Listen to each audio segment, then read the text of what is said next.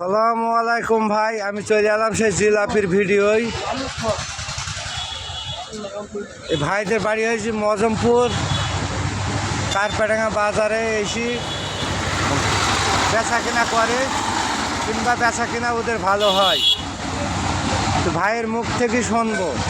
ভাই, তোমাদের এই এখানে বেচা কেনা কেমন হয়? 1.5 মণ 2 মণ করে বেচা কেনা হয়, তাহলে তো ভালোই। তোমাদের তো আমি চিনি, মজমপুর বাড়ি, তোমাদের বাড়ি ঘর দূর সব চিনি, তো বেচা কেনা খুব ভালো। মজমপুরি ছাড়া ভালো ভাই? বেচা কেনা কি মজমপুরি ছাড়া ভালো হয়? কারপাডাঙ্গায় ভালো হয়, তাই তো? কারপাডাঙ্গায় বেচা কেনা ভালো হয়।